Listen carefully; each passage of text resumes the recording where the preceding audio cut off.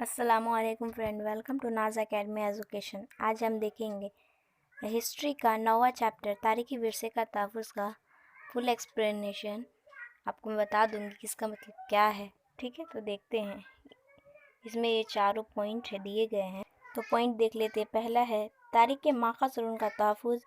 दूसरा है कुछ मशहूर अजायब घर। तीसरा है कुतुब खाने और मुहाफ़िज़ खाने आर्काइव्स। चौथा है लुग़त का अदब। तो देखते क्या है। अक्सर मौरख़ीन की बेइंतहा मेहनत व मशक्क़त का फल यानी हमें दस्तयाब तारीख़ी माख़ज़ और उन माख़ज़ों के सहारे लिखी गई तारीख़ी किताबें और इस बेशकीमती तारीख़ी विरसे की निगाहदश्त और तहफ़्फ़ुज़ और अहम तरीन दस्तावेज़ात तारीख़ी किताबें कदीम अशिया को पेश करने का काम अजायब घर, मुहाफ़िज़ खाने और कुतुब खाने करते हैं। अवाम तक दुरुस्त मालूमात पहुँचाने के लिए उनकी जानिब से तहक़ीक़ी रसाइल और दीगर मतबूआत शाये की जाती हैं। जिन दस्तावेज़ात कदीम अशिया वग़ैरह की नुमाइश नहीं की जा सकती है लेकिन तारीख़ी नुक्ता नज़र से हम अहम हैं, उन्हें मुहाफ़िज़ खानों में महफूज कर दिया जाता है। कुतुब खाने किताबों का तहफ़्फ़ुज़ और इंतज़ाम करते हैं। यानी जो मौरख़ीन आज से सदियों साल पहले गुज़र चुके हैं, उन्होंने बड़ी मेहनत से जो किताबें लिखी है वो आज तारीख़ जो है वो एक लाइब्रेरी, कुतुब खाना यानी लाइब्रेरी में से दस्तयाब कर दिया गया, ताकि ये आने वाली नस्लों के लिए जो इससे फ़ायदा हासिल हो सके, इन्हें मालूमात हासिल हो सके कि किस तरह उस दौर में कदीम ज़माने में किया जाता था कि किताबें वग़ैरह जो लिखते थे तो जबकि पेन नहीं हुआ करता तो लकड़ियों का काट कर और रोशनाई बनाकर उसमें लगा कर लिखते थे। तो इसी तरह की मालूमात और बहुत सारी है। और राजाओं महाराजाओं की जो दस्तावेज़ात होती थी उनकी नुमाइश भी की जाती है। तो इसे महफूज रखने के लिए मुहाफ़िज़ खाने यानी जो आप लोग जानते होंगे कि अगर किसी चीज़ में तो कंट्रोल रूम होता है, सीसीटीवी कैमरा लगा होता है लाइब्रेरी वगैरह, म्यूज़ियम वगैरह में, तो उसी तरह से महफूज रखने के लिए मुहाफ़िज़ खानों का भी इंतज़ाम किया जाता है। इस तरह इनकी प्रोटेक्शन होती है। तो ठीक है, तो हमारा सबसे पहला पॉइंट है तारीख़ के माख़ज़ उनका तहफ़्फ़ुज़, यानी जो हिस्ट्री की चीज़ें हैं उनको किस तरह प्रोटेक्ट किया जाता है। तो देखते हैं। तारीख़ माख़ज़ का हुसूल, उनके इंदराज के साथ ही फ़हरिस्त साज़ी, कलमी तहरीरें, पुरानी किताबें, कदीम अशिया की सफ़ाई और उनकी नुमाइश वगैरह बहुत एहतियात से करनी पड़ती है। इन कामों के लिए तरबियत ज़रूरी होती है। सही तरबियत के हुसूल के बाद ही इन सब कामों को अंजाम दिया जा सकता है। यानी जो तारीख़ की चीज़ें हैं उनको एक साथ रखी, जैसे कोई बुक्स हो तो उनको एक जगह रखी जाती है, अगर कोई चीज़ें हो तो या फिर कोई अशिया हो तो उन्हें एक साइड रखी जाती है, इन्हें एक शेल्फ में रखी जाती है। तो उनकी जो चीज़ें होती है, जैसे पुरानी किताबें होती है, अगर जब उनकी सफाई होती है ना, जब उनकी सफाई होती है तो उनसे पहले उन्हें बता दिया जाता है कि उनको कहाँ रखना है वो चीज़ें। और फिर जब सफाई करते वक्त उन्हें इन बातों का ख्याल रखना पड़ता है कि जब कोई चीज़, फॉर एग्ज़ाम्पल अगर कोई किताबें हैं तो उसे इतने संभाल कर उठा कर फिर साफ़ करके रखना पड़ता है कि उसमें इतनी सी भी खरोंच नहीं आनी चाहिए, वो पेजेस फटने नहीं चाहिए, वह मतलब ये हो सकता है। यानी उन्हें तरबियत के मुताबिक काम करना पड़ता है और उन कामों को इतनी बेहतरीन तरीके से वो अंजाम देते कि किसी भी चीज़ को कुछ ये नहीं होता, कोई भी चीज़ को ज़रा सा भी नुकसान नहीं पहुंचता है और इन कामों को इस तरह अंजाम दिया जाता है। सबसे पहले हमारा है जो तारीख़ के माख़ज़ का पहला माख़ज़ है ज़बानी माख़ज़। अवामी रिवायती गीत, कहानियों वगैरह के मजमे मुरतब करना, जमाशुदा वसाइल की दर्जाबंदी, नेज़ तज्ज़िया करना और मौजू के मुताबिक तरबियत करना, तहक़ीक़ शुदा ज़बानी वसाइल की नशर व इशाअत। यानी आपने ज़बानी माख़ज़ सुनी है, तो यानी ज़बानी का मतलब ही होता है ओरल, यानी ओरली चीज़ जो कदीम ज़माने में हुआ करती थी, जैसे कि गीत हुआ करती थी उस टाइम की, जो कल्चरली गीत होती थी और फिर कहानियाँ वगैरह होती थी, तो उन्हें नशर व इशाअत यानी जो टेलीविज़न है ना, जैसे दूरदर्शन चैनल पर दिखाया जाता है कि वो कदीम ज़माने में किस तरह लोग की जो गीतें होती थी, जो स्टोरीज़ वगैरह थी, वो दिखाया जाता है। ठीक है, तो कारआमद तरबियत पहले समाजी उलूम, समाजी मरनियात, असातिर और लसानियत, कुतुब खानों का इंतज़ाम, तारीख़ी और तरीक़ा तहक़ीक़ या तहक़ीक़ तहरीर। यानी जो समाजी उलूम है, सोशल साइंस जो आप पढ़ते हो, वो समाजी मरनियात यानी सोशल एजेस वगैरह, اور اساتید یعنی میتھ ہوتا ہے، اور کتب خانوں کا انتظام یعنی لائبریری، اور تاریخ اور طریقہ تحقیق یعنی جو کوئی بھی چیز انہیں ملتی ہے تو ان پہ وہ ریسرچ کرتے ہیں. ہسٹری کی کوئی بھی چیز ملنے کے بعد ان پہ ریسرچ کیا جاتا ہے، تحقیق تحریر. نیکسٹ ہے تاریخ کے ماخذ کا دوسرا ہے تحریری ماخذ. تحریر یعنی لکھا ہوا، جیسے کتابیں ہوئی وہی.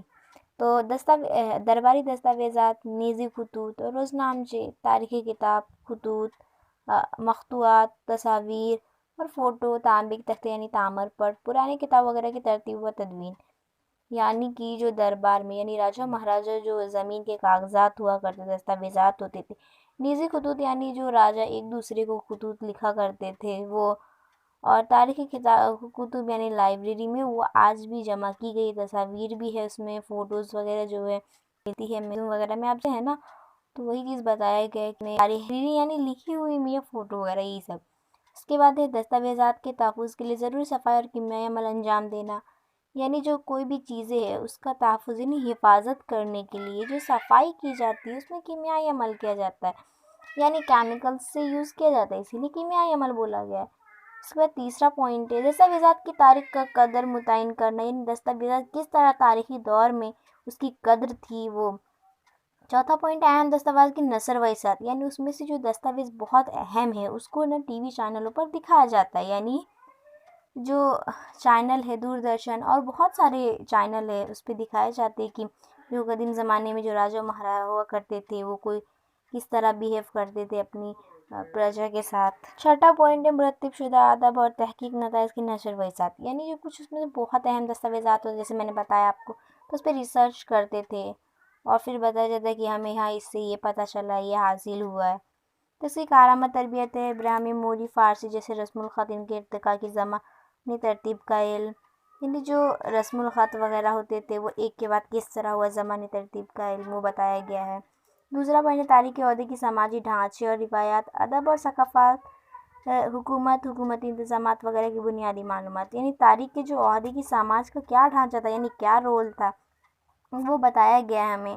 حکومت کس طرح ہوتی تھی، حکومتی میں انتظامات کس طرح ہوتے تھے، یعنی جو انتظامات سے متعلق کہ وہاں کے لوگ کے لیے کھان پان جو بھی ہوا کرتا تھا وہ راجہ دیتے تھے یا نہیں دیا کرتے تھے، وہ کس طرح تکلیف میں رہتے تھے یا پھر نہ رہتے تھے، وہی چیزیں بتائی گئی ہوئی ہے. اسے ڈھانچہ یا پھر وہی بولا گیا انتظامات بولا گیا، حکومتی انتظام.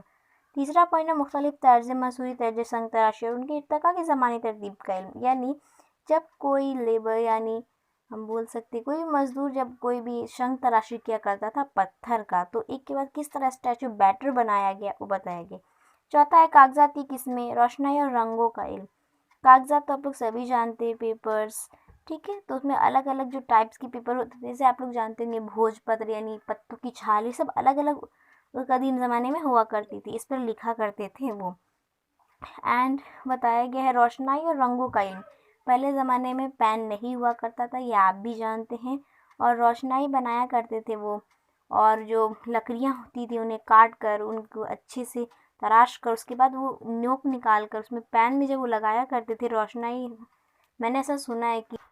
نیکسٹ پوائنٹ ہے دستاویزوں کی صفائی اور تحفظ کی خاطر درکار کیمیائی عمل کے لیے ضروری آلات اور کیمیائی مرکبات کی معلومات. یعنی جو دستاویز کی صفائی ہوتی تھی تو بہت تحفظ حفاظت ساری چیزیں دی گئی کہ حفاظت کے لیے کوئی بھی خردبندی جاندار انہیں نقصان نہ پہنچا سکے، اس وجہ سے ان کی حفاظت کے لیے کیمیکل یوز کرتے ہیں. میں آپ کو بتا دوں روشنائی کے اوپر میں نے بھی کچھ سنا ہے کہ جیسے قدیم زمانے میں جو روشنائی بناتے تھے تو کہا جاتا ہے کہ جو چاول ہوتا تھا نا اس کو توے پر فرائی کیا جاتا تھا بنا تیل کے، اور جب وہ بلیک ہو جاتا تھا تو اسے نکال لیا جاتا تھا اور انہیں اچھے سے پیس کر ایک دم باریک طریقے سے اس میں پانی ملا کر تب وہ ایک دم بلیک کلر کا وہ سیاہ بن جاتا تھا. اور اس میں لگا کر جو بتائی نا میں نے آپ کو جو لکڑی کا کاٹ کر وہ بناتے تھے پین کی طرح، تو اس میں لگا کر لکھتے تھے. آئی ہوپ آپ لوگ سمجھ گئے ہوں گے، میں نے بھی سنا ہی ہے. نیکسٹ ہے ہمارا تاریخ کے تیسرا ماخذ جو ہے طبعی ماخذ. پہلا پوائنٹ ہے قدیم اشیاء کی ذخیرہ اندوزی زمانے اور نوعیت کے لحاظ سے جماعت بندی اور فہرست سازی. تو یعنی جو طبعی ماخذ میں ہوا کرتی تھی چیزیں تو انہیں جماعت بندی یعنی ایک ساتھ ان کی ایک دوسرے سے جماعت بندی کی جاتی تھی، ایک ساتھ کیا جاتا تھا، ان کی فہرست بناتے تھے کس میں کیا ہے نہیں ہے. ٹھیک ہے. نیکسٹ پوائنٹ ہے قدیم اشیاء کی تحفظ کے لیے ضروری صفائی اور کیمیائی عمل انجام دینا. یعنی کوئی بھی چیزیں ہیں تو انہیں خود بھی نہیں جاندار جو ان سے ان کو نقصان نہ پہنچا سکے، اس لیے کیمیکل یوز کرتے تھے. نیکسٹ پوائنٹ ہے اہم قدیم اشیاء ان کی نقلوں کی نمائش. یعنی ان میں کوئی بھی چیز ہے ان کی نقل کر کے یعنی دوسری اس میں نکال لیتے تھے تاکہ وہ کوئی بھی ذریعے لوگوں تک پہنچ سکے. نیکسٹ ہے قدیم اشیاء سے متعلق تحقیق مقالے شائع کرنا. یعنی جو چیزیں ہوا کرتی تھی ان کے اوپر ریسرچ کرنا. نیکسٹ ہے نباتات اور جانداروں کے باقیات کی جماعت بندی اور فہرست سازی. یعنی جو نباتات اور جاندار کی جو باقیات ہے ان کی جماعت بندی یعنی ایک ساتھ کر دیا جاتا تھا انہیں، اور ان کی فہرست بنا دی جاتی تھی کہ کون سے جانداروں کے باقیات یہاں ہے. نیکسٹ ہے اہم اور خصوصی باقیات یا ان کی نقل پیش کرنا، یا تو پھر انہیں باقیات کو رکھ دیا جاتا تھا. کارآمد تربیت اس میں دکھایا گیا ہے. آثار قدیمہ کے طریقہ تحقیق اصول قدیم تہذیب کا تعارف. یعنی جو لوگ ہوا کرتے تھے، جو ابھی کے موجودہ دور کے جو لوگ ہوتے تھے ان پہ تحقیق کرتے ہیں نا ہم لوگ. اگر فار ایگزامپل لے لیں تو ڈائنوسورز جن کی بتائی گئی کہ عرصے حیات ختم ہو چکی ہے، جو کہ اب اس دنیا میں نہیں ہے، ان پہ ریسرچ کیا جا رہا ہے نا ابھی بھی، تو وہی بتائے. نیکسٹ ہے قدیم اشیاء کی تیاری میں استعمال کیے گئے پتھر، معدنیات، دھاتی، چینی مٹی جیسے ذرائع کی علاقائی ماخذ، ان کی کیمیائی خصوصیات کا علم. یعنی جو لوگ ہوا قدیم اشیاء جو چیز ہوتی تھی ان کی تیاری میں جو کیا کیا چیز ہوئے، کون سے پتھر استعمال کیے گئے، کون سی معدنیات، کون سی دھاتیں، یا تو پھر کوئی بھی مٹی وغیرہ، تو کیا ہے وہ علاقائی ماخذ ہے یا پھر کچھ اور ہے، وہ خصوصیات کا علم حاصل کرنا. نیکسٹ پوائنٹ ہے قدیم اشیاء کی صفائی اور کیمیائی عمل کے لیے ضروری آلات اور کیمیائی مرکبات کی معلومات. یعنی جو اشیاء کی صاف صفائی کی جا رہی ہے اس میں کیمیائی عمل ضروری ہے یا نہیں ہے، اور اس میں کون کون سے آلات لگیں گے وہ بتانا. کیمیائی مرکبات کون کون سے مرکب ہوں گے وہ بتانا. نیکسٹ پوائنٹ ہے مختلف طرز فنون اور ان کے ارتقاء کی ترتیب کا علم ہونا. یعنی جو مختلف طرز فنون ہیں ان کی ارتقاء یعنی ایک کے بعد ایک کیسے تربیت کی جائے اس کا علم. نیکسٹ ہے قدیم اشیاء اور جانداروں کے باقیات کی نقل تیار کرنے کی مہارت. یعنی کوئی بھی جو اشیاء ہے جانداروں کی باقیات کی نقل، یعنی کوئی مطلب پینسل سے انہیں نکالا جاتا ہے نا ایک جیسے اس کی اوریجنل چیز رکھی ہوئی اس کو نقل کر کے نکالا، یعنی وہ اس کی اوریجنل تو نہیں ہوئی نا، اس کی نقل ہی ہوئی. نیکسٹ ہے عجائب گھر میں نمائش کا انتظام اور اطلاعاتی تکنیک. یعنی عجائب گھر میں اس کی کس طرح پروٹیکشن کی جائے تو اطلاعاتی تکنیک کے ذریعے کی جاتی ہے. جو ہمارا نیکسٹ پوائنٹ ہے کچھ مشہور عجائب گھر، یعنی جو ہماری کتابوں میں گئے کچھ مشہور عجائب گھر ان کے نام دیکھ لیتے. عہد وسطیٰ میں یورپی شاہی خاندان کے افراد کے ذریعے جمع کی گئی قدیم اشیاء کے انتظام کو عرصہ عجائب گھر کا تصویر سامنے آئے. یعنی جو عہد وسطیٰ میں جو یورپی شاہی خاندان تھا، جب ان کی ڈیتھ ہو گئی یعنی ان کا وجود ختم ہوا تو ان کی جو چیزیں تھیں ان کو ایک ساتھ جمع کی گئی، تب انہیں عجائب گھر بنانے کا یعنی میوزیم بنانے کا آئیڈیا ملا. ٹھیک ہے، تو دیکھتے ہیں جو کچھ مشہور عجائب گھر ان میں کون کون سے عجائب گھر ہیں دیکھتے ہیں. تو ہماری بک میں سب سے پہلے میوزیم کا نام یعنی عجائب گھر کا نام دیا گیا ہے لور عجائب گھر فرانس. پیرس شہر کے لور عجائب گھر کی بنیاد 18ویں صدی عیسوی میں رکھی گئی. فرانس کے شاہی خاندان کی جمع کی ہوئی فنی اشیاء کی اولاً لور عجائب گھر میں نمائش کی گئی. اس میں لیونارڈو دا وینچی جیسے عالمی شہرت یافتہ اطالوی مشہور کی تیار کردہ مونا لیزا کی عالمی شہرت یافتہ تصویر بھی شامل ہے. لیونارڈو دا وینچی 16ویں صدی عیسوی میں بادشاہ فرانس اول کے مصاحب تھے. نیپولین بوناپارٹ کے بیرونی حملے کے دوران اپنے ملک میں لائی گئی فنی اشیاء کی وجہ سے اس میوزیم کے ذخیرے میں زبردست اضافہ ہوا.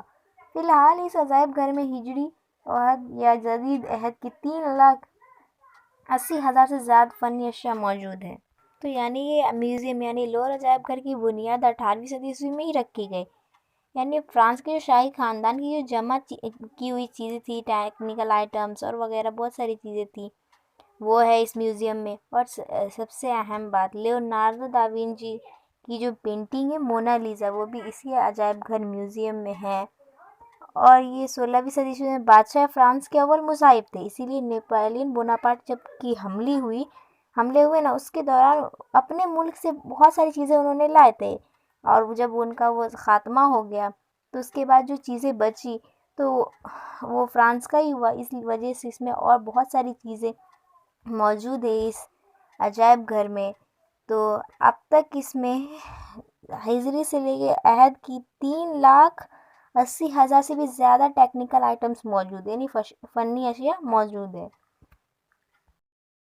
اس میں جو نیکسٹ میوزیم انہیں عجائب گھر کا نام دیا گیا ہے وہ برطانوی عجائب گھر جو کہ انگلینڈ میں ہے۔ لندن میں برطانوی عجائب گھر کی بنیاد 18ویں صدی عیسوی میں رکھی گئی۔ اس زمانے کے فطری علوم کے ماہر سر ہینس لوئن نے عجائب گھر کی کل 71,000 چیزیں انگلینڈ کے حاکم جارج دوم کے سپرد کیے۔ اس میں کئی کتابیں، تصاویر، نباتات کے نمونے شامل ہیں۔ اس کے بعد انگریزوں نے مختلف علاقوں سے مختلف تاریخی اشیاء کو اپنے وطن میں لا کر اس عجائب گھر میں سجایا، جس کی وجہ سے برطانوی عجائب گھر میں اشیاء کا مجموعہ بڑھتا گیا۔ آج تک کل 80 لاکھ سے زیادہ تاریخی اشیاء اس عجائب گھر میں موجود ہے۔ یعنی یہ جو عجائب گھر ہے اس کی بھی بنیاد 18ویں صدی عیسوی میں ہی رکھی گئی۔ اس زمانے کے جو ماہر سر ہینس لوئن تھے، عجائب گھر میں کل 71,000 چیزیں انگلینڈ کے حاکم کو اس کے حوالے کر دیے، 71,000 چیزیں سپرد یعنی اس کے حوالے کر دیے۔ ان میں کئی کتابیں بھی تھیں، تصاویریں تھیں، نباتات کے کئی نمونے شامل تھے۔ اس کے بعد انگریزوں نے مختلف علاقوں سے مختلف اشیاء کو لائی، یعنی جو انگریزوں نے حکومت کی دوسرے ممالک پر تو ان کی جو اہم بہت ساری چیزیں تھیں وہاں سے لا کر اس عجائب گھر میں رکھ دیا، یعنی اسے سجا دیا۔ اس وجہ سے برطانوی عجائب گھر میں اشیاء کا مجموعہ بڑھتا چلا گیا۔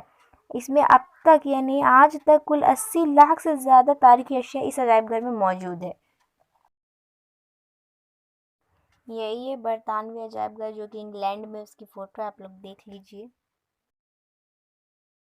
نیکسٹ جو میوزیم میں بک میں دیا ہوا ہے national museum of natural history, جو کہ USA United state of America میں ہے۔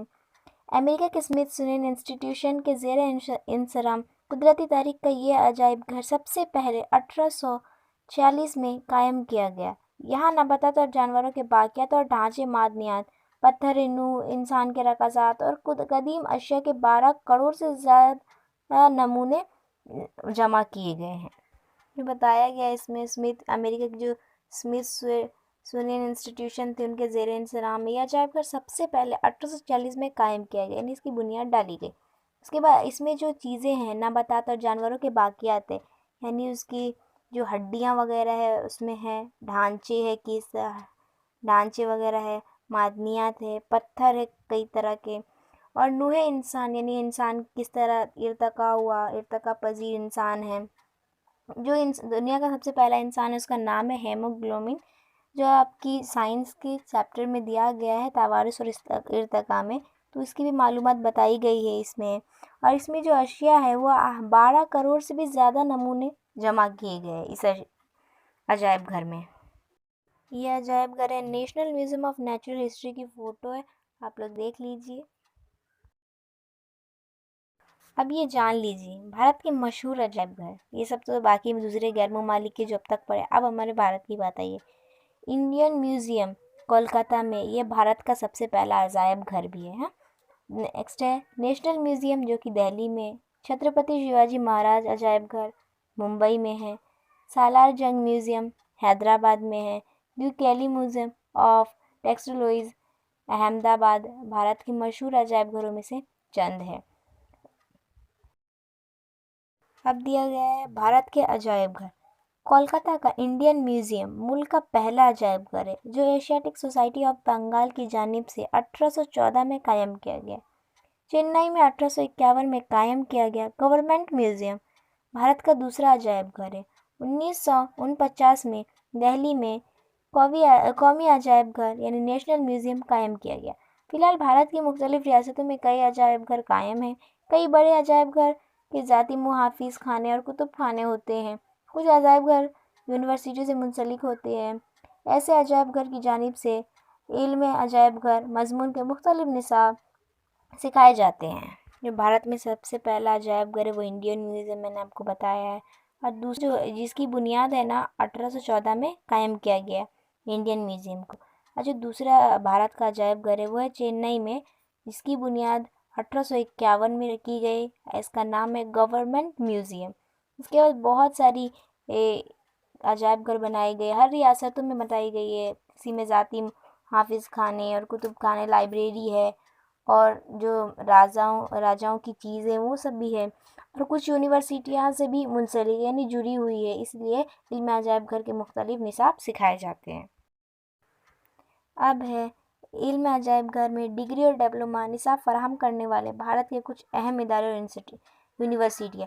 پہلا ہے قومی عجائب گھر جو دہلی میں ہے، دوسرا ہے مہاراج سیاجی راؤ یونیورسٹی وڈودرا میں، تیسرا ہے کولکتہ یونیورسٹی کولکتہ میں، چوتھا ہے بنارس ہندو یونیورسٹی وارانسی میں، پانچواں ہے علی گڑھ مسلم یونیورسٹی علی گڑھ میں، چھٹا ہے جیواجی یونیورسٹی جو گوالیر میں ہے۔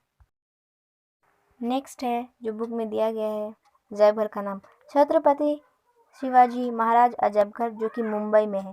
1904 میں ممبئی کے کچھ معزز شہریوں نے یکجا ہو کر پرنس آف ویلز کی بھارت کی شیر کی یادگار کے طور پر ایک عجائب گھر قائم کرنے کا فیصلہ کیا۔ نومبر 1905 میں اس عجائب گھر کی عمارت کا سنگ بنیاد رکھا گیا اور اس عجائب گھر کا نام Prince of Wales museum of western India رکھا گیا۔ 1998 میں اس عجائب گھر کا نام تبدیل کر کے چھترپتی شیواجی مہاراج عجائب گھر رکھا گیا۔ 1904 میں ممبئی کے کچھ معزز شہریوں نے یکجا ہو کر یعنی اکٹھے ہو کر پرنس آف جو ویلز بھارت کی شیر کو آئے تھے سیر کرنے کے لیے، اس کی یادگار میں ایک عجائب گھر قائم کرنے کا ایک فیصلہ کیا۔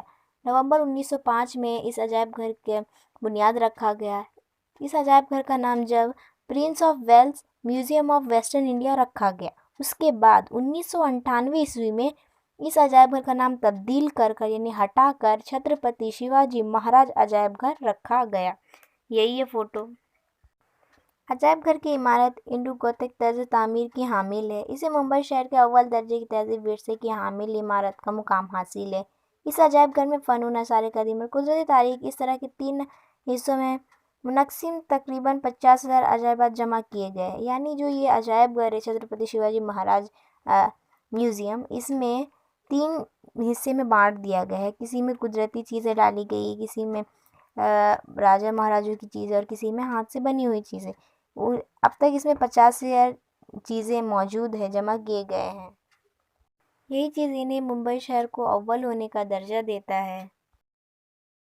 نیکسٹ پوائنٹ ہے ہمارا کتب خانے اور تحفظ خانے، یعنی جو کتب خانے، لائبریریاں، ان کی حفاظت یعنی حفاظت کس طرح کیا جاتا ہے۔ اور ٹھیک ہے، تو کتب خانے علم اور معلومات کے خزانے ہیں، یعنی جو کتب خانہ لائبریری ہے وہ علم یعنی نالج کا خزانہ ہے۔ علوم انتظامیہ، اطلاعاتی تکنیک، علم تعلیم جیسے مضامین سے علم کتب خانہ یعنی لائبریری سائنس کا قریبی تعلق ہے۔ یعنی جو لائبریری ہے اسے قدیم زمانے کا اطلاعاتی تکنیک یعنی جو ٹیکنالوجیز آگے بڑھیں گی اس کا ایک دم گہرا تعلق ہے۔ رسائل مرتب کرنا، ان کا باقاعدہ نظم و نسق کرنا، تحفظ اور نگاہ داشت، ذرائع معلومات کی نشر جیسے اہم کام کتب خانوں کے ذریعے انجام پاتے ہیں۔ یعنی جو بہت ساری چیزیں کس طرح پروٹیکشن کی جاتی ہے، اس طرح ہمیں لائبریری میں وہ باتیں بتائی جاتی ہے۔ اس طرح ان میں سے کئی کام جدید کمپیوٹر نظام کے ذریعے انجام دیے جاتے ہیں۔ منظم کی یہ ذمہ داری ہوتی ہے کہ قارئین کی ضرورت کے مطابق انہیں ان کی مطلوبہ کتابیں فراہم کرے۔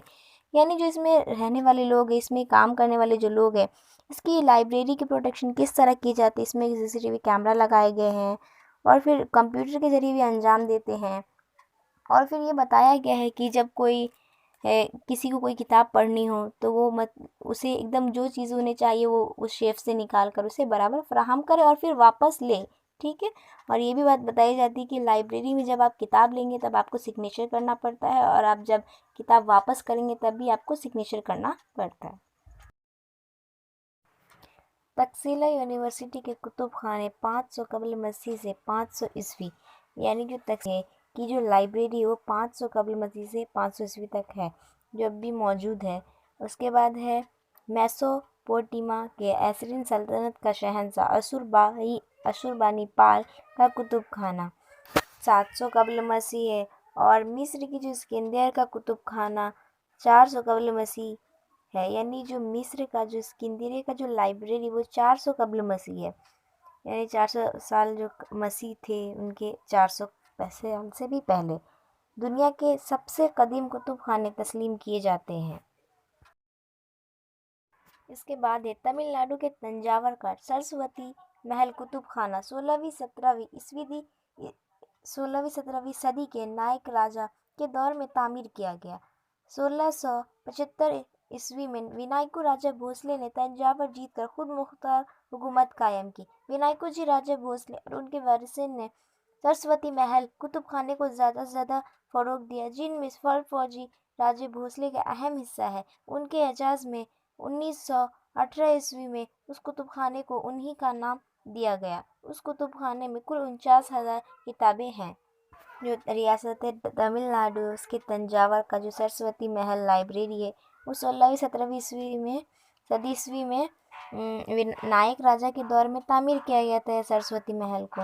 اس کے بعد ونائکو راجہ بھوسلے نے تنجاور جیت کر خود مختار حکومت قائم کی، انہیں خود کی حکومت اس نے قائم کی۔ اس کے بعد ونائکو راجہ بھوسلے اور اس کے وارثین نے سرسوتی محل کتب خانہ کو زیادہ سے زیادہ بڑھاوا دیا، جن میں سر فوجی راجہ بھوسلے کا بھی اہم حصہ ہے۔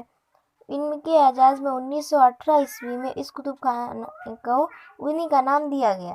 اس کتب خانے میں کل 49,000 کتابیں ہیں۔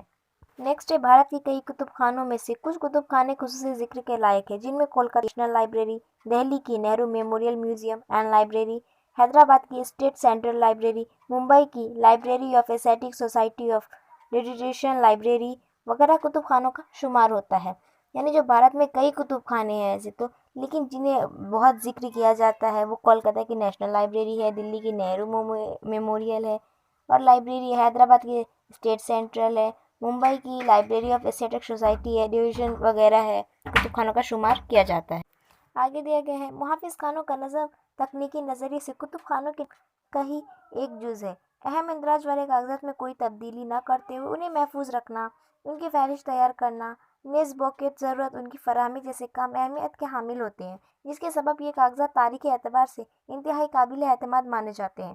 کمپیوٹر کے استعمال کے سبب کتب خانوں اور محافظ خانوں کا دور جدید کا انتظام لازمی طور پر اطلاعاتی ٹیکنالوجی سے وابستہ ہو گیا۔ یعنی جو محافظ خانے ہیں، جس کی گارڈ روم بولا جا سکتا ہے، ان کی جو نظم تکنیکی طریقے سے کی جاتی ہے، یعنی CCTV کیمرہ کمپیوٹر کے ذریعے اسے انجام دیا جاتا ہے۔ یعنی جو اس میں جو کاغذات رکھے ہوئے ہوتے ہیں ان میں کوئی تبدیلی نہ کی جائے، اس کو ایک دم بہترین طریقے سے محفوظ رکھا جائے کہ جب کسی کو ضرورت پڑے تو مل جائے۔ اس کی فہرست تیار کرنا کہ اس شیف میں کیا ہے، اس میں کیا ہے، وہ سارے انڈیکس کر کے رکھنا، جسے بہت کام اہمیت دیتے ہیں۔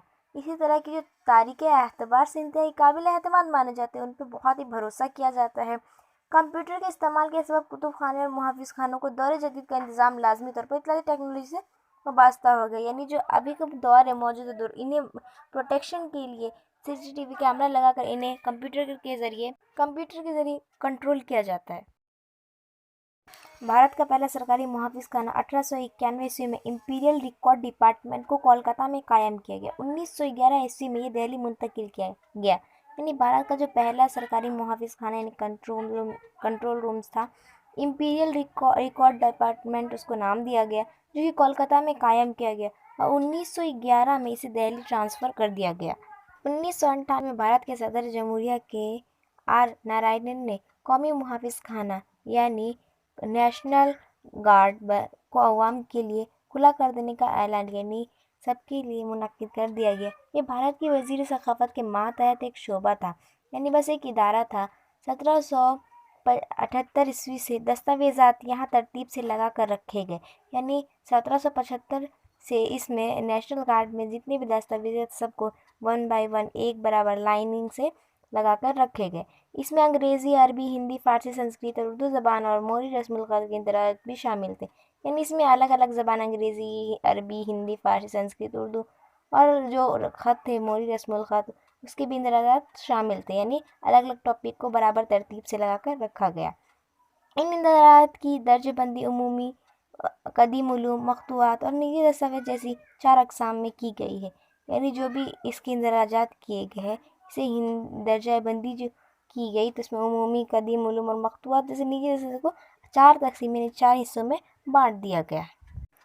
اس کے علاوہ بھارت کی ہر ریاستی حکومت کے خود مختار محافظ خانے ارکائز ہیں، یعنی جو بھارت کے الگ الگ ریاستی حکومت ہیں انہوں نے خود اپنا خود سب ریاست نے محافظ خانہ یعنی جو گارڈ ہے اپنا بنا لیا۔ حکومت مہاراشٹر کے محافظ خانے کی شاخائیں، جو مہاراشٹر کی جو شاخائیں کنٹرول روم جیسے بول سکتے گارڈ ہے نا، تو وہ ہے نا ممبئی میں ہے، پونا میں ہے، کولہاپور، اورنگ آباد اور ناگپور میں ہے۔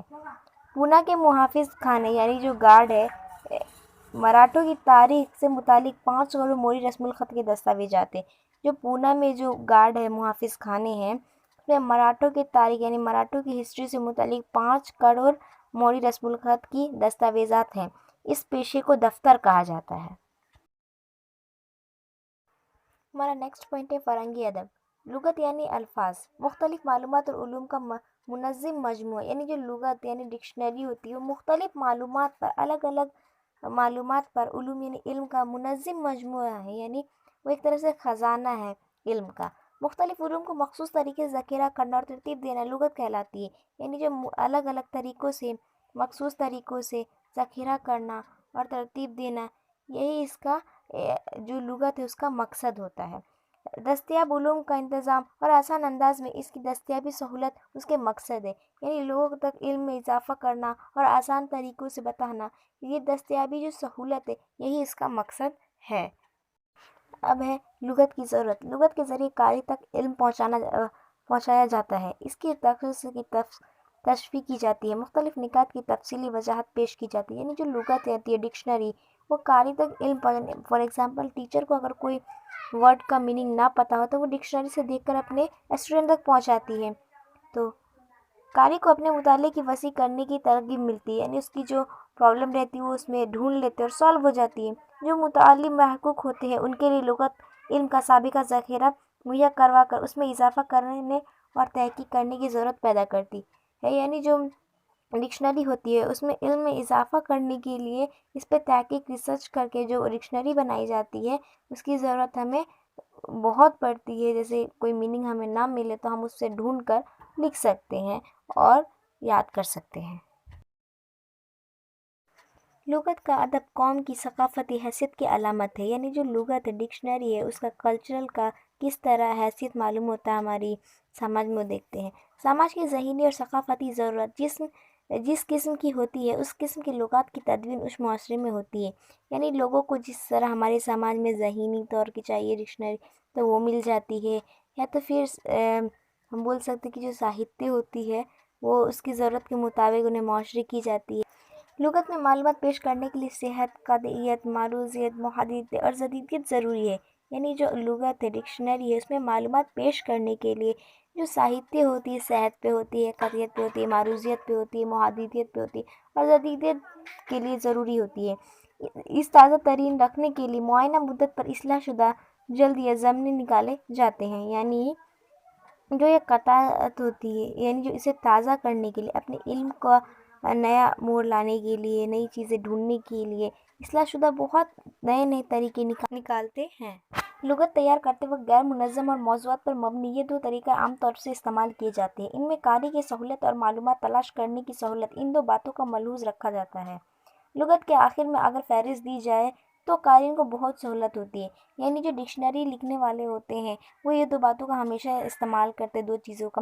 سب سے پہلا تو وہ فہرست بناتے ہیں اور ان پہ لکھتے ہیں کہ اتنے پیج نمبر سے لے کے اتنے تک یہ ٹاپک ہے، اس کے بعد لکھتے ہیں اتنے پیج نمبر سے یہ پیج نمبر تک یہ ٹاپک ہے، تو اسے فہرست بولتے ہیں، انڈیکس ہوتا ہے، اس کو ہندی میں انوکرمانی کا بھی بولتے ہیں۔ تو ان 2 باتوں کا ایک دم دھیان سے وہ لکھتے ہیں۔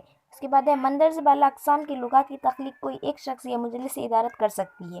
لغت کے آداب کو تحریر کرتے وقت مختلف علوم کے ماہرین کی ضرورت پڑتی ہے، یعنی جو لغت کی ٹائپس ہے اس کو تخلیق یعنی جو شخص اسے لکھتا ہے تو کوئی مجلس یا پھر ادارات یعنی کوئی ادارہ ہی اسے پرنٹ کرتی ہے، اس کے بعد اسے عام لوگوں تک پہنچائی جاتی ہے۔ تو اسے تحریر کرتے وقت ماہرین کی ضرورت پڑتی ہے، جو علم کے خزانے ہیں جن کے پاس ان کی ضرورت پڑتی ہے لکھتے وقت۔ نیکسٹ ہے لغت کی قسمیں یعنی ڈکشنری آف ٹائپس۔ لغت کی عام طور پر 4 شعبوں میں درجہ بندی کی جاتی ہے، یعنی جو ڈکشنری اس کی 4 قسمیں الگ الگ کی گئی ہے۔ پہلا ہے الفاظ کی لغت جس میں ورڈز ہوتے ہیں۔ دوسرا ہے دائرۃ المعارف یعنی وشو کوش، انسائکلوپیڈیا کہا جاتا ہے۔ तीसरा है कामुसुल अदब, ये भी डिक्शनरी है। चौथा है अशारिया, ये भी एक डिक्शनरी है। तो सबके अब हम एक एक से डेफिनेशन देखेंगे। पहला अल्फाज की लुगत, इसमें अल्फाज का ज़ख़ीरा, अल्फाज के मायने, मुतबादिल अल्फाज, अल्फाज के माखज़ दिए जाते हैं।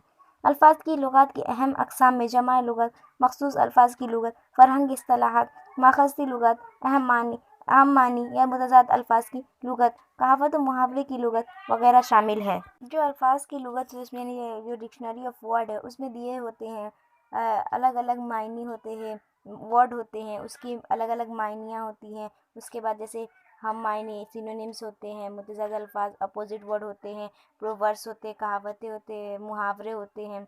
तो इसी तरह इसमें सिर्फ वर्ड्स दिए होते हैं।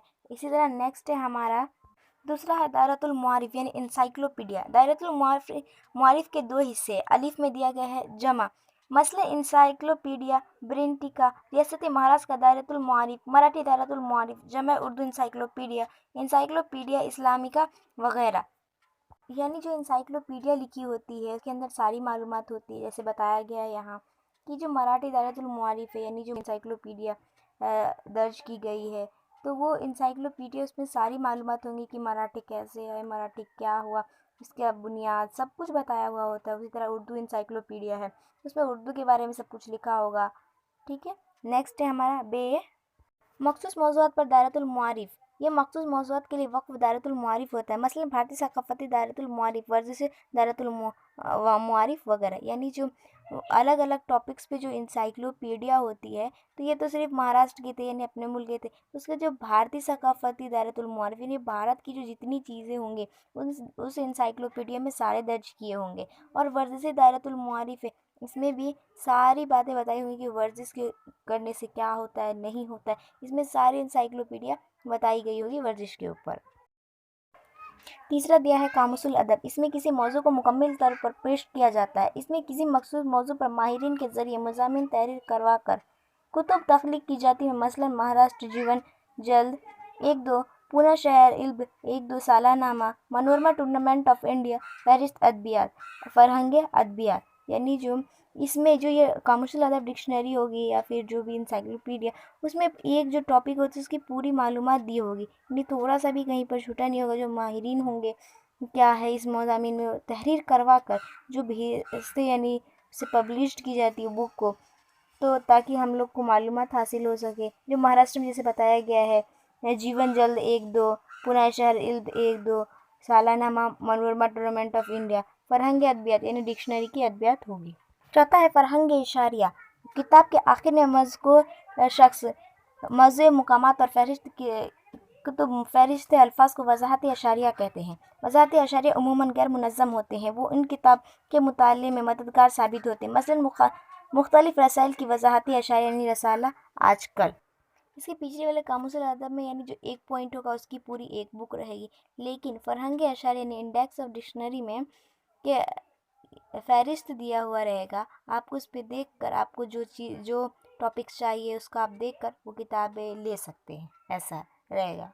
यानी बोला गया है कि इसमें ये जो चीज़ें होंगी अशारी वो गैर मुनज़्ज़म होंगी, यानी 1 बाय 1 पेज के बाद नहीं होंगी। जैसे कि 1 से लेकर 10 तक तो बीच में गैप हो गया ना, तो ये 1 से लेकर 10 तक एक टॉपिक है, उसके बाद जो दूसरा रहेगा वो उतने से लेकर दूसरा टॉपिक, तो ये गैर मुनज़्ज़म होंगे।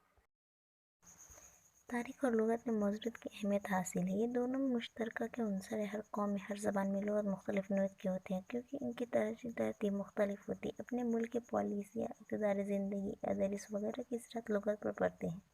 फ़लसफ़ा और रिवायत का असर भी लुग़त पर पड़ता है।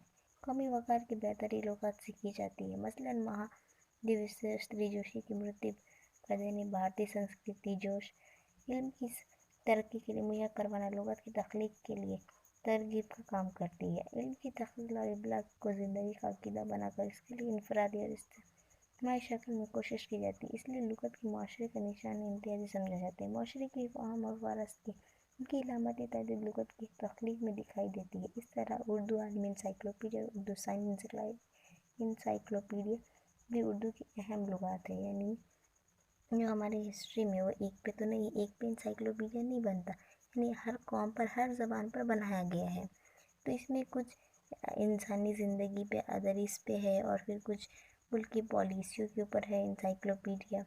اسی طرح بھارت میں ایک مہادیو شاستری جوشی تھے، انہوں کی جو مرتب کردہ تھی بھارتی سنسکرتی کوش انسائکلوپیڈیا ہے یہ بھی، تو اسی علم سب کی ترقی کا مہیا کروانا یہ بھی ایک انسائکلوپیڈیا کا ایک مقصد ہوتا ہے۔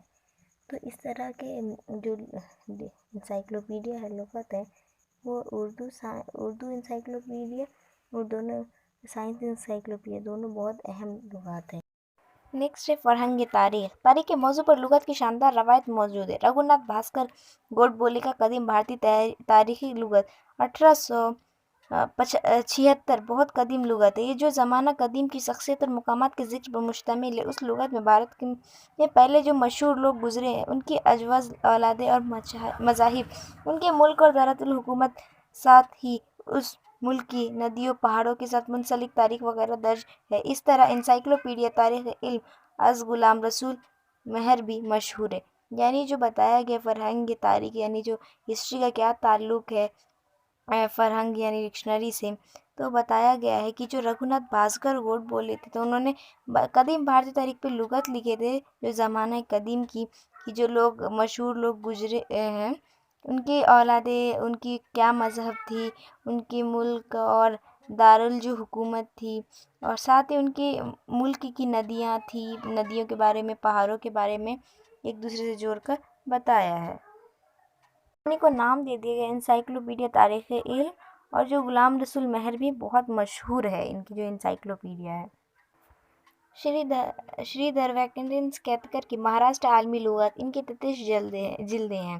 33 جلدیں ہیں۔ ان کی لغت کا مقصد مراٹھی عوام کی آواز کو دور تک پہنچانا، اس کے علوم کے درجے کو بڑھانا، ان کے خیالات کو مزید وسعت دینا، ترقی یافتہ افراد کے برابر انہیں کھڑا کرنا تھا۔ اس لغت میں انہوں نے وسیع تاریخ کو پیش کیا۔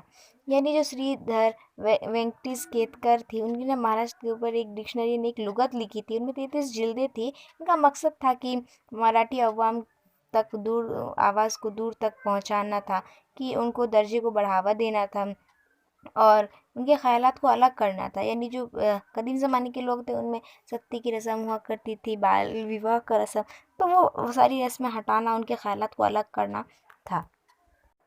اس کے بعد کی اہم لغت بھارت کی قدیم سوانح لغات ہے، یعنی اس کے بعد جو لغت آئی بھارت کی تو وہ قدیم کی سوانح لغات ہے۔ سدھیشور شاستری چرتراؤں نے بھارتی چرتر کوش منڈل کی بنیاد ڈال کر بھارت قدیم سوانح لغت، بھارتی عہد وسطیٰ کی لغت 1935 کو، بھارتی جدید عہد کی سوانح لغت 1946 کو، اس طرح کے 3 سوانح لغت کو مرتب کر کے شائع کیے۔ یعنی جو اس کے بعد جو سدھیشور شاستری چرتراؤں نے جو بھارتی چرتر کوش منڈل کی بنیاد ڈال کر بھارت قدیم کی سوانح لغت جو انہوں نے لکھی، بھارت کے عہد وسطیٰ کی لغت، بھارت جدید عہد سوانح کی لغت، انہیں 3 سوانح لغت کی مرتب کر کے شائع کی انہیں۔ ان لغات کی تصاویر کی وضاحت کی قدیم لغات میں اندراج دیکھا جاتا ہے۔ ان لغات میں سرسوتی، اسمرتی، سیتری، ویدانگ، اپنیشد، پران، نیز، جین اور بدھ ادب میں پیش کیے گئے افراد کی معلومات دی گئی ہے۔ یعنی جو اس لغت میں دیے گئے تھے معلومات، اس میں سرسوتی جو ہے ان کے بارے میں، اور اسمرتی جو ہے ان کے بارے میں، سیتری، ویدانگ، اپنیشد، پران وغیرہ، پھر جین اور بدھ ادب کے بارے میں بتایا گیا تھا، کلچر کے بارے میں، اور بہت ساری ان کے بارے میں معلومات دی گئی تھی۔ اس طرح جامع اردو انسائکلوپیڈیا کے 8 جلدوں پر مشتمل ہے۔ 8 جلدوں پر مشتمل ہے، یعنی ہر جلد اس کا آزاد موضوع ہے، مثلا ادب، سیاسی، سماجی علوم، سائنس، ریاضی، تاریخ وغیرہ پر مبنی۔ اس میں جو شخصیات، واقعات پر اشیاء، مقامات وغیرہ کی تفصیل دی گئی۔ نیکسٹ ہے فرہنگ مقامات کے اہمیت کا مطالعہ کرتا ہے، اس میں جغرافیہ کا مختلف تاریخی مقامات کے زمانے میں جغرافیائی معلومات فراہم کرنے والی فرہنگیں موجود ہیں۔ یعنی مختلف تاریخی دور میں مقامات کے زمن میں جغرافیائی معلومات کرنے کے لیے الگ الگ ڈکشنری موجود کی گئی۔ پہلا ہے مہانوبھاو فرقے کی منی ویاس کی تخلیق کردہ استحسان پوتھی نامی کتاب، جو 14ویں صدی میں مہانو فرقے کے مبلغ شری چکر سوامی جن گاؤں میں گئے ان گاؤں کا تفصیل سے اندراج ہے۔ یعنی جو مہانو فرقے تھے انہوں نے منی ویاس کی استحسان کردہ پوتھی میں جو کتاب لکھی تھی، انہوں نے اس گاؤں جو گئے وہاں کا پورا ماحول بتایا گیا کہ وہاں کیسے تھے، کہاں کیا تھا نہیں تھا، وہ سب بتائے۔ اس دور کے مہاراشٹر کا تصویر اس کتاب سے سمجھا جا سکتا ہے۔ لیلا چترت میں واقع کب، کہاں، کس مقام اور کس موقع پہ وجود میں آئے ہیں، اس پر بھی مصنف مصنف نے روشنی ڈالی ہے، جس کی وجہ سے شری چکردھر سوامی کی شخص سوہا لکھنے کے لیے بہترین حوالہ جاتی کتاب ہے، یعنی جو مہاراشٹر کا تصویر سب سے پہلے کتاب میں بتایا گیا ہے، اور لیلا چرتر میں جو واقعات تھے وہ کب ہوئے، کہاں ہوئے، کس مقام پر ہے، کس موقع پر، وہ سب بتایا گیا ہے۔ اس پر مصنف نے بھی کچھ بات بتائی ہے، لیکن اگر آپ کو شری چکردھر سوامی کے اوپر سوہا لکھنی ہو تو یہ بہترین حوالے جاتی کتابیں، ان سے ان کے متعلق ساری معلومات مل جائیں گی۔ سیکنڈ پوائنٹ ہے قدیم بھارتی فرہنگی مقامات، جو 1949 سدھیشور شاترتھی چتراؤ نے اس کی تخلیق کی۔ ویدک ادب، کوٹلیہ معیشت، پاونی کا گرام، والمیکی رامائن، مہابھارت، پران، عہد وسطیٰ کی تہذیب اور لغاتی ادب نیز فارسی، جین، بدھ اور چینی ادب میں جغرافیائی مقامات کی معلومات لغت میں دی گئی ہے۔ یعنی یہ جو لغت ہے اس میں سدھیشور مہاراج چت نے تخلیق کی سی، یعنی ویدک ادب، کوٹلیہ معیشت اور پانینی کا گرام ہے نا، والمیکی رامائن، مہابھارت، پران، عہد وسطیٰ کی تہذیب کی ساری معلومات دی گئی۔ اس میں فارسی بھی لکھی گئی ہے، اور جین ادب اور بدھ ادب اور چینی ادب کے متعلق بھی باتیں ہیں اس میں، اور اسی لیے جغرافیائی مقامات کی معلومات حاصل کرنے کے لیے لغت جو اس میں ساری معلومات دی گئی ہے اس لغت میں۔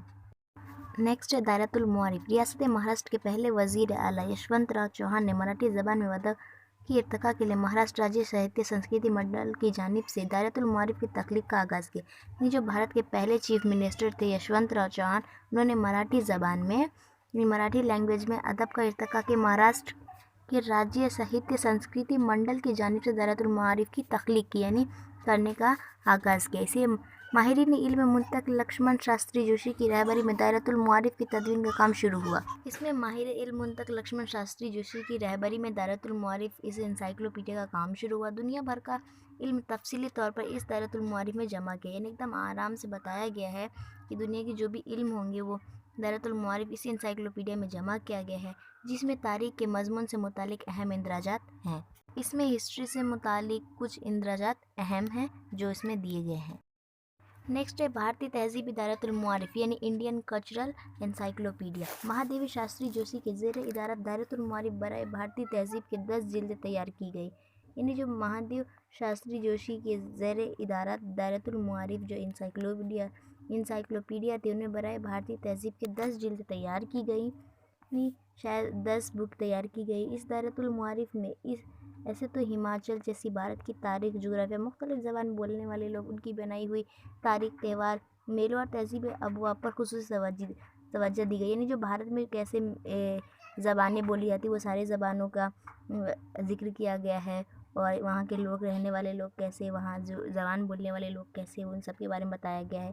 جغرافیہ کیا ہے بھارت کی وہ بھی بتائی گئی ہے، اور بھارت میں تہوار کس کس ٹائپ کے ہوتے ہیں وہ سارے بتائے گئے، میلے وغیرہ سب پر دھیان دیا گیا ہے۔